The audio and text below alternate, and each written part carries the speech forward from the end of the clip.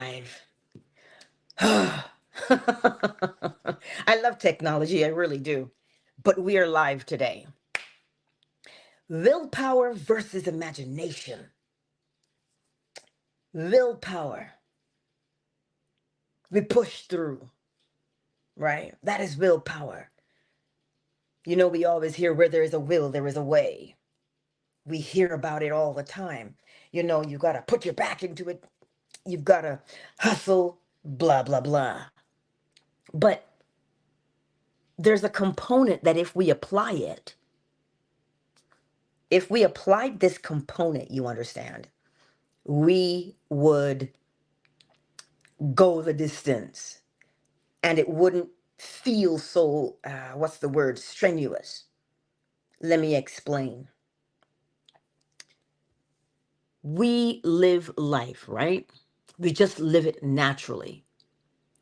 So when we hear that, oh, but you can manifest your ideal life, you are already manifesting naturally because that is the way it is. That is law, that is principle. We already manifest. But when it is time to become deliberate, we stop living naturally and we try and bend and fit things instead of being natural about it. Neville Goddard says, what you imagine, let it take on the tones of reality. Naturalness. This is simply it. Naturalness. We don't have to force things to happen. And then people say, well, yeah, but if I want this kind of a career, don't I have to go to school? Don't I have to do this? Naturally, you would. Naturally, you would. But how do you want that experience to go? That is where imagination comes in. Imagination has more power than willpower does. Willpower demands to be fed with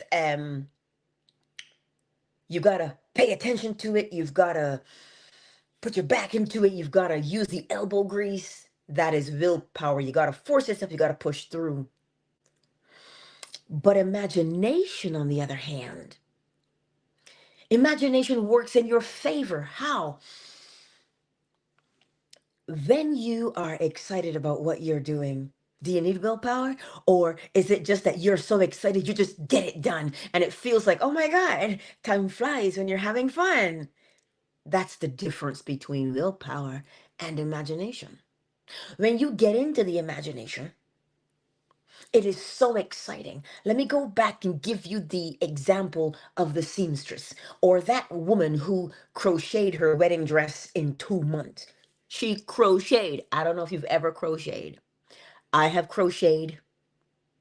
I don't love crocheting, thus I don't do crocheting. Do you know how much you have to love something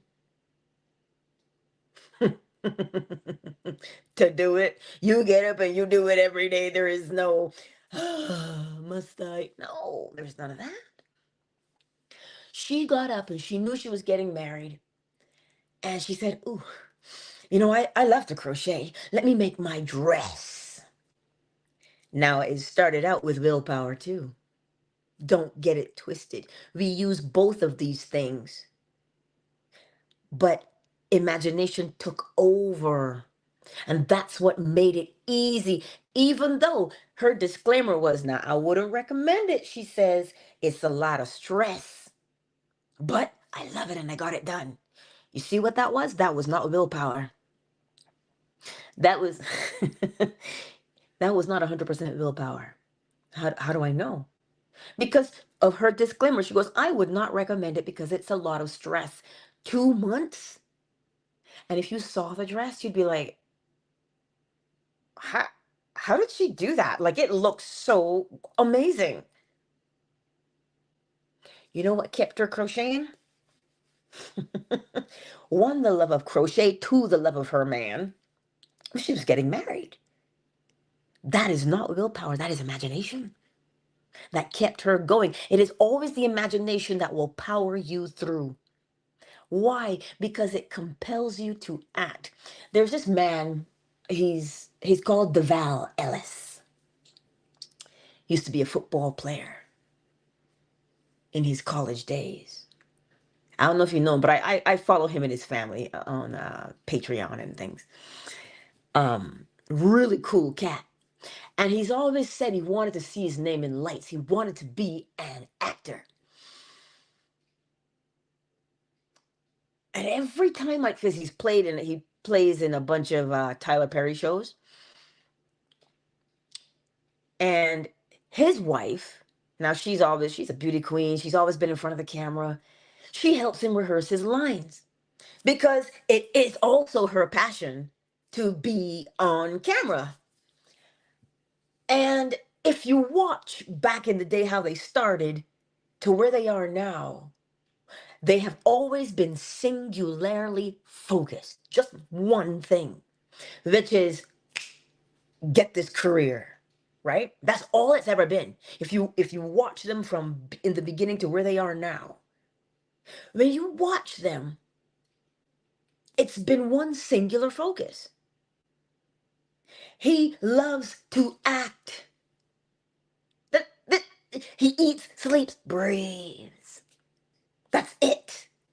And she's just like his biggest fan. And so she helps him. So they are both driven by that imagination, meaning he sees his name in lights. He sees this is how he supports his family.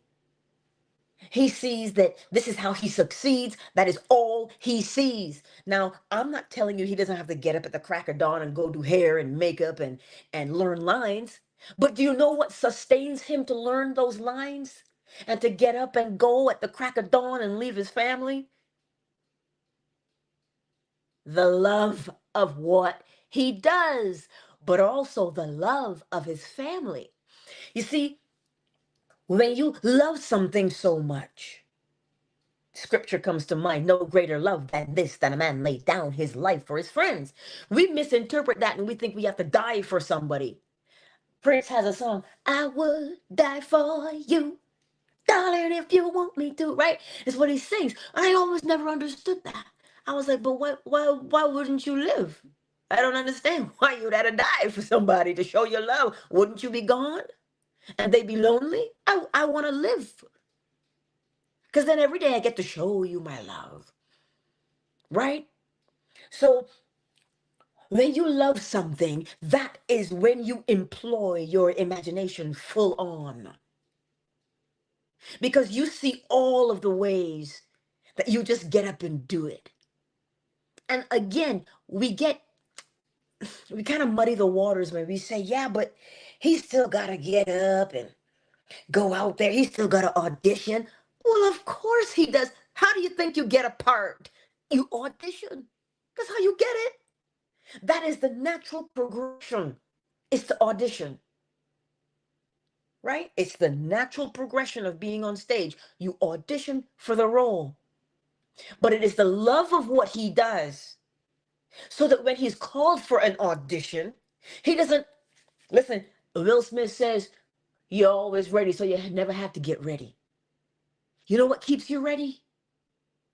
The love of what you do. The love of what you do. The passion of what you do. That is what gets you out of bed in the morning. And it does not require willpower.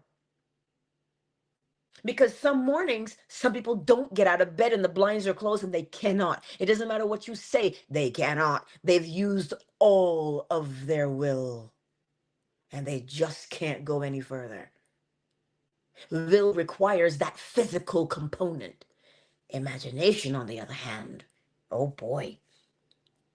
When you see something in your mind's eye and it just says, oh, but you know, you know how much I love this. Oh, you know this is so good. And they get up and they spring out of bed and they go, well, yes, I can. And listen, they may be exhausted, but you know they get a second wind. I'm telling you this because this is how we live naturally. And if you go accordingly with the flow, how they say, you will find out that you don't have to force yourself to do it. You could be tired, but you will get up and you will do it. It's just for the love of it. Ah, the love of it. right? For the love of the thing. And when you do that, your imaginative faculties are aroused. You are inspired. You get up and you say, ooh, I love doing this thing. How much more can I do it? I want to do some more. I want to do some more. I want people to just like devour, say my name, you know? And if you look at his life, you would think, well, he's no Chadwick Boseman. He's no Anthony Mackie. But that's not what he wants. He doesn't want to be them. He's driven by his passion. You and I as well are driven by passions. He didn't know where the opportunities were going to come from, but we always hear, build it and they will come. What do you think that means? You see, remember the law, huh? The law of rhythm. Rhythm compensates. So as much as you put into something is what you will get out of it. You can't give 50% and get 100. Oh, wow. You give 50, you gonna get 50. So you see your imaginative faculties, if you give 100% there. But how, Angela? I think I get it, but can you explain that a little deeper? When you love something, didn't what's her face sing it? When somebody loves you, da da da da da da, right? It's but we have to understand what love is. Love is the thing that will make you get up and act. Love is the thing that will make you get up and do something. This is what it is. It's what I'm trying to tell you. It's not, oh my God, I just love you so much. I can't live without you. That, that is not love. Because if it was love, the divorce rate wouldn't be so high with irreconcilable differences. It is the desire to be what you want to be. That is love. What is love? You're going to be singing that all day now. But it is the desire. Change the word. Change your perception of the word. It is the desire that gets you to you just get up and you just have to do it. It feels like an invisible force that pulls you and lures you and convinces you, well, you know you want it, right, Cheese Whiz? You know exactly what I am talking about. You can't even suppress it because it haunts you. And you have to get up. But you see, what we try to do is to figure out how to do what we love. You do not have to figure out how to do what you love. You just allow the fire to burn. And it's, the nature of fire, it burns, but after it consumes everything, it dies, right? Here's the beauty of that desire. It is self-fueling, so it does not burn out. Now you get a bigger understanding of what I'm saying to you. You know what I'm talking about. If you get up and you have to do it. Like, for instance, my grandmother would always say, Annie, duck, pick your water. Because I just have to get up and talk. For as much as I like talking, I love silence just as much. It seems weird, but it's true. I just get up and I do it. Because I have to. I just have to. If you get up and you love to dance, you will be dancing everywhere you go. Look, I used to go to church with this girl, Ricky. She looked like Mariah, and here's the kicker, she sounded like Mariah. You cannot go anywhere. Ricky is always singing. She's always singing to this day. And I've known her for like 30 years. She's always singing. You're talking to her and she'll answer you in a song. And you're like, what the?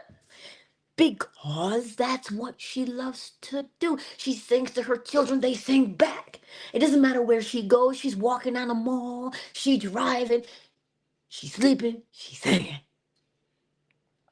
Because she's compelled to do it. It just makes her happy. Because that's what she is. And listen, she sounds like an angel. I ain't gonna lie to you. What?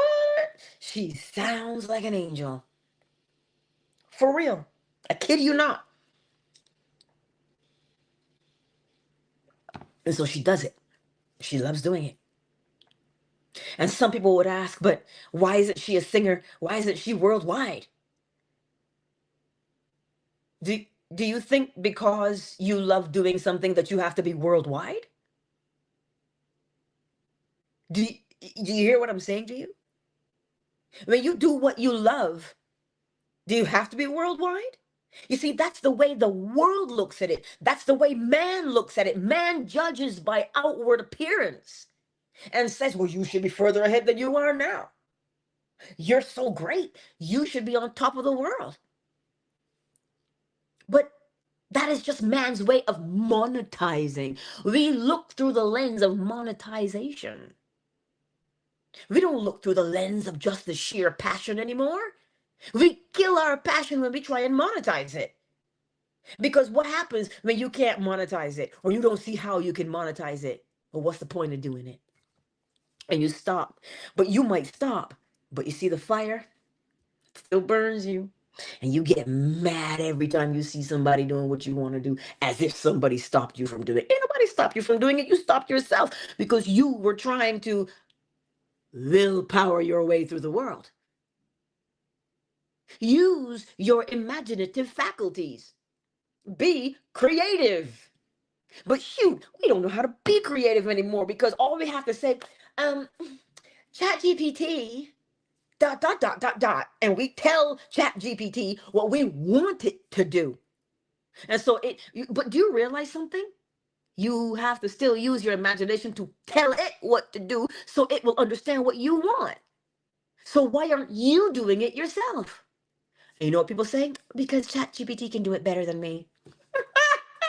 It can't do it better than you. It can only do what you ask it to do. So if you are mediocre in your thinking, ChatGPT is going to be mediocre in its answer back.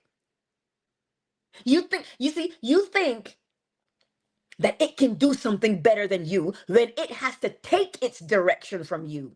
So your imagination, my beautiful friends today, is vast and untapped, really, you know. We only think in terms of imagination. How can I make more money? How can I get the bag? How can I be this? How can I do that? Oh, why not just get into the imagination just to be in it? Well, you would discover a lot more because now you're not putting any restrictions on it. You're just in it because you want to see what it can do. How? You want to see what you can come up with just for shits and giggles.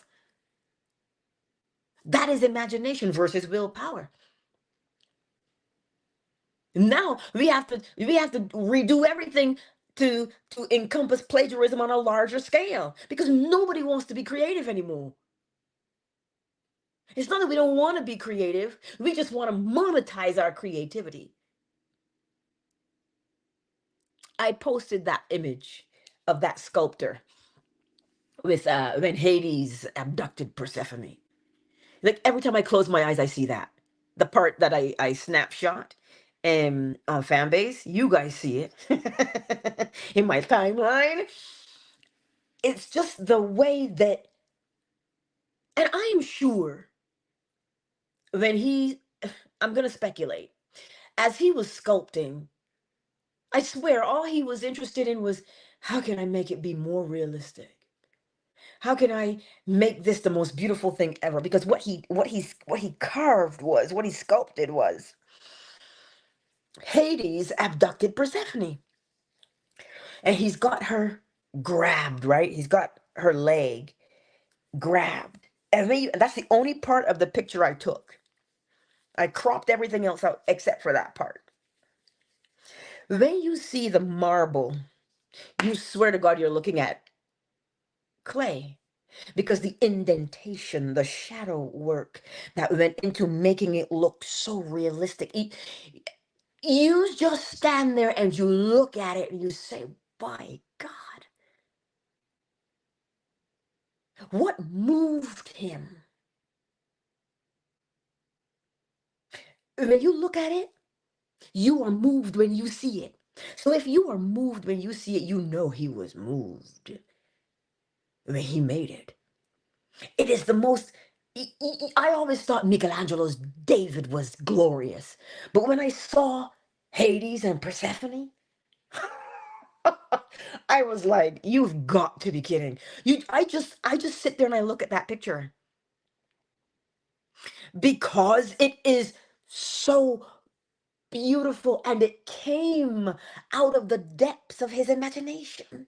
And he was not a trained artist. Do you know what inspired him to create art? Michelangelo. He saw his work and said, he was so moved by it. Now, I'm not going to tell you these men weren't paid. They were commissioned. He was commissioned to paint the Sistine Chapel, Michelangelo, because Caesar existed then too, and that he still needed to be paid. So yes, he was commissioned, but he was driven by what? The need to put beauty in the world. And we take it for granted. And we want to use willpower to get through the day. No. How can you creatively get yourself through the day? How can you do it? Get into your mind's eye and you say, look, I want to create the most beautiful thing today. What can, what are my skills? You know, I love to create. What can I do? What's got me all fired up? And you start the gears turning. That's another phrase for imagination. You get the juices flowing, if you feel me, right? We say all of those things to describe the imagination. Ooh, I want to stir it up, right? Get the juices flowing. I want to turn my gears, grind my gears, crank it up.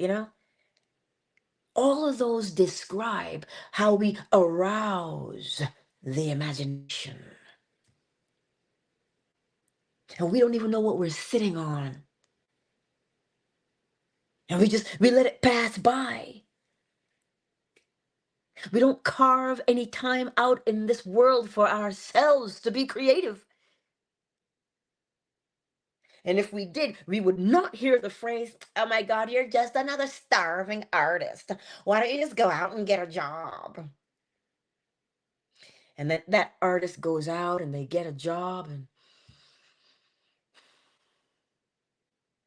the world suffers for it because we don't get to look at beauty anymore. There is beauty within you today, and the way that you're going to cultivate it is to rouse your imaginative faculties. But Angela, how do I do that? Lay down and hush. You could sit down and hush. You could look out the window at the fall colors. And if that does not inspire you, the geese were flying overhead last night. And I was listening to something. I turned it down so I could hear them. That's all you heard were the geese flying overhead. And I was like, wow. But then when you listen to it, they're talking to each other. And it is the most beautiful sound there was.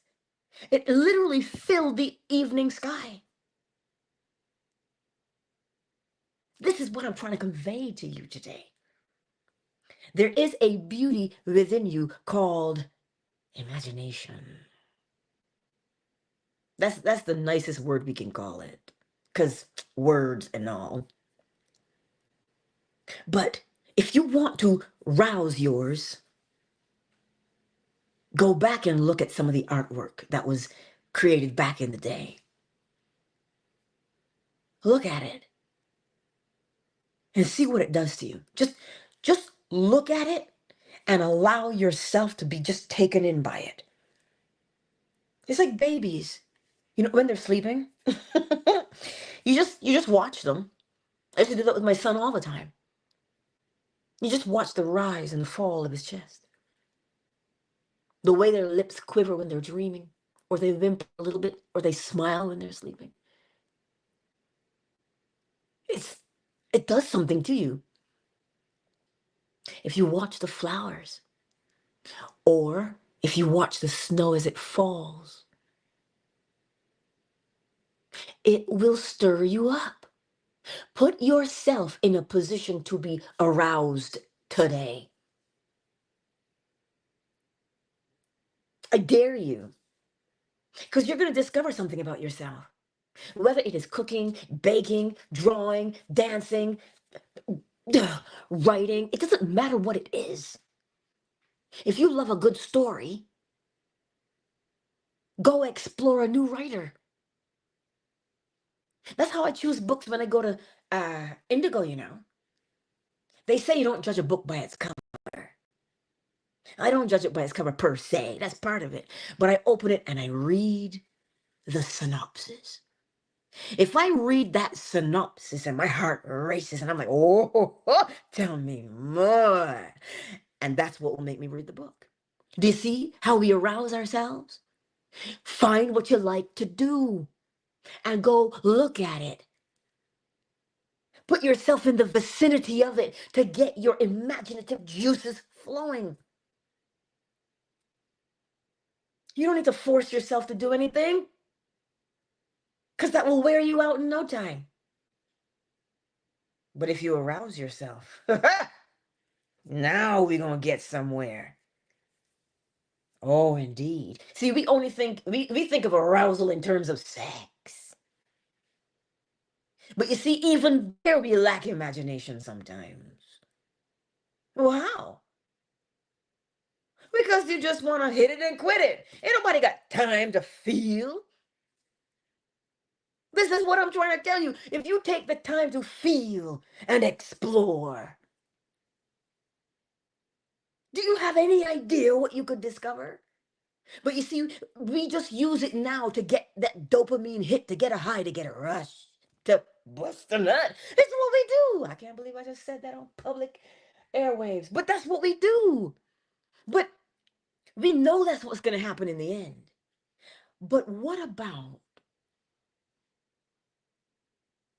the textures, the touches, the smell, the sound, the response, the oohs and the ahs and the oh my God? What about that part? That's the part that you want.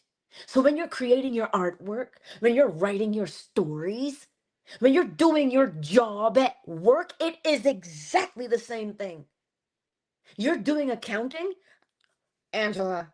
How does accounting arouse anybody? Child, let me tell you something. When I used to work in the back end for accounting, there was no greater thrill than seeing the left and the right columns balance. Let me tell you, that was the highlight for me. Because it put me in a mood, because I was like, oh, I balance. Because when you don't balance, whoa. So you see, you take the passion everywhere with you because you are the passion itself. That is the most beautiful thing. And you have it within you, but we hem and we haw and we go, I don't know how to monetize. See? Honey, just... there were some great lyricists back in the day, like Air Supply and Juice Newton. There'll be no strings to bind your hands, not if my love can't bind your heart. Like, what? When you hear that song, she goes, I'm not going to wrap you up in strings. My love should be enough to bind you, is what she's saying. But no, we have reduced ourselves to my booty hole is brown and we call it art. See, this is what I'm trying to tell you. We just want the quick, fast hit. But there's something about the longevity that is sustained by imagination. If you look around, you'll see it. Willpower, hard and fast, and it's done. Imagination goes the distance and it satisfies you at every turn. Listen, you should see how Mozinga has my YouTube chat lit up this morning. Woo! Mozinga, I'm loving you, baby. It is. Mm. Yeah, and this is the thing, right, Mozinga? Because you're right. When you look at that piece of artwork because it's called the abduction of Persephone. But Persephone wanted to be there. And you know how you know that? Look at the embrace of that sculpture. That is a willing participant. No, it all you gotta do is look at it and you'll see what I'm talking. Listen, Google it. And you'll see it. Oh, like I just I just love you all so much. I really do. I love you so much. If you could just just tap into it for yourselves and you'd see what I'm talking about.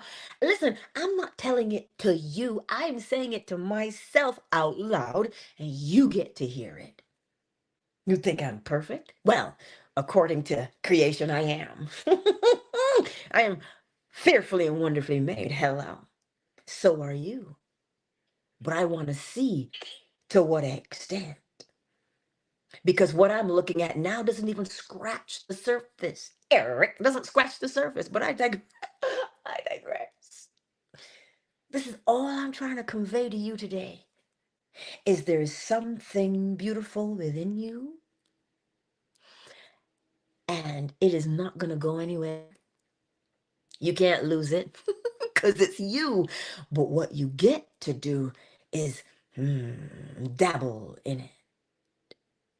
Test it out, feel it out. That's what you get to do with it. Like, and that's it, Mozinga. I'm reading it.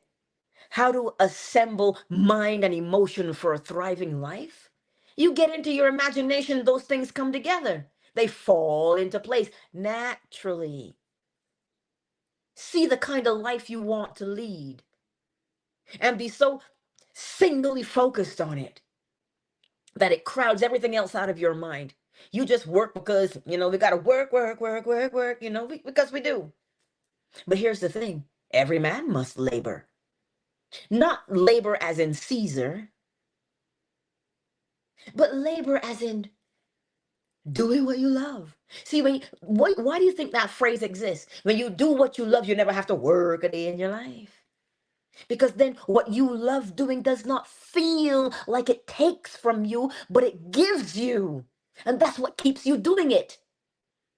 Mutual benefit. The thing that you love fuels you to continually do it.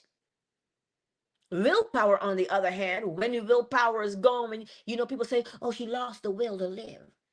Because you were tired of fighting, so you just acquiesced. But willpower, see what I'm saying? That's what it does. You fight. But imagination, you play. Oh, that's the part. Imagination, you play. And in your playing, you create. Let there be light, and there was. You see, the earth was allegedly covered in darkness. And he separated the darkness, brought the waters forth, separated water from earth. But that doesn't sound like work to me. It sounded like he was saying, ooh, I can really make something of this. This is my canvas. I can create the most beautiful thing ever. Let me do it. You cannot tell me that there was no imagination when you watch a hummingbird bathe. Have you ever seen a hummingbird bathe? God, those little teeny tiny wings. And he's just, I don't even know how the water clings to him really, but he dips in the water, he's out. Bam, bam, bam. Like you have to slow it down to see it. You tell me somebody didn't think about that and was, and when they looked at it, they said, "Ooh, I made that. Isn't it great?" Where was willpower in there? No willpower in there, but you use them in combination. You don't use you use the imagination. You can't exhaust it. Willpower will be exhausted because it takes you to do it. But if you fuel your will with your imagination, I'm going to leave you with that one. Let me welcome everyone into the space this morning. Look at that. Twitter is for the replay gang, everybody. We got tumbleweeds blowing through the streets of Twitter, and I'm all right with that. And then on YouTube and Facebook, listen, my whole chat, Mozinga down, absconded with my chat, and I love it. Pronounce it, Mozinga? Uh, I want to, because he speaks French, huh? Um, Débiter, is that how I say it? Débiter? I don't know. I can only try, right? He says, I'm just reading it, right? Oh, Mozinga is in the house. Wisdom Almighty is in the house. The Better Man is in the house. Ooh, and Soul of a Man. I don't know if he's still here, but I know he was the first one in the chat this morning. And for the others on YouTube and Facebook, I may not see you, but I know that you're there. Oh, hey. Fan base was kicking up with us today. We have, oh, well, hello, Twitter. Somebody just popped into Twitter. Hello, honey. You'll have to catch the replay, but welcome to the space. Danny. Floetry's in the house. Danny K is in the house. 3P. Ow, 3P say hey to the girls. And did you grow any oranges this year? Bad is in the house. Big Mike. Ow. Is in the house. Reacher is here. Afternoon Delight is kicking it with us. Commander is in the house. Moon and Dolphin Duck. Miss McQueen.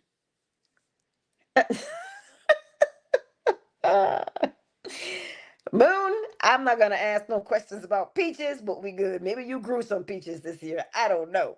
Oracle Treehouse. Flo Smiles is here, and my lovely Casey. Listen, remember what I said to you this morning. You have imaginative faculties. Use them. And because I like this phrase, I'll say it again. Begin to stir up the juices of your imagination. Don't be like a lime. Listen, I went to the store and I bought limes. I squeezed it and the lime said, it was that dry.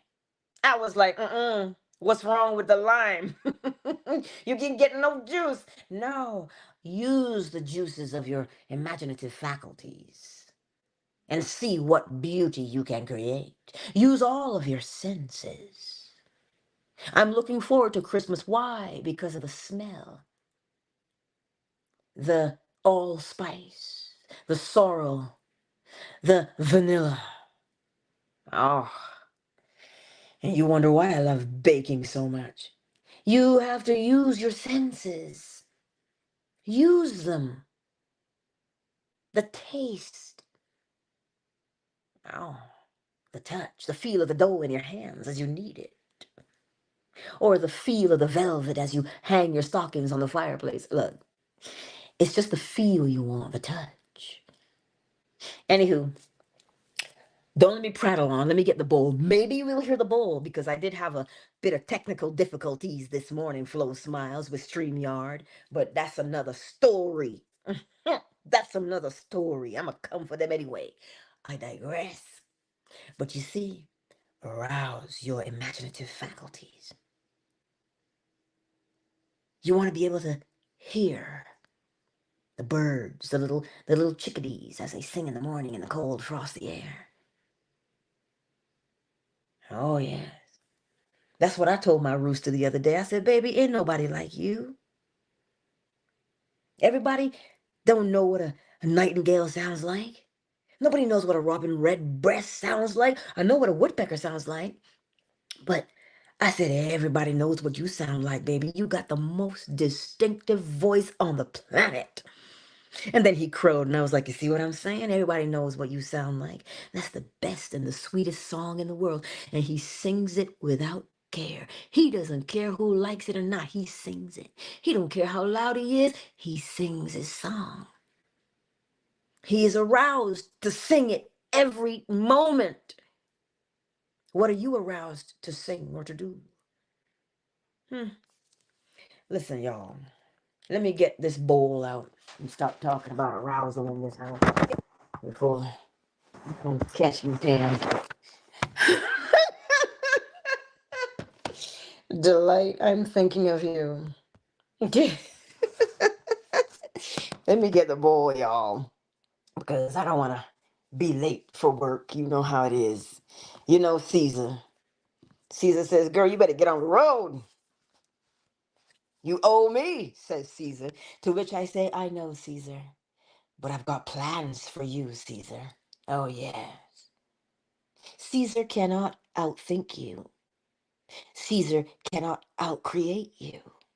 So as much as demanding as Caesar may be, if you use your imaginative faculties, you will always leave Caesar dumbfounded because he'll be like, how does she do it? How does he do it? And you say to Caesar, well, but you never know. Because Caesar ain't got nothing on you. Anyway.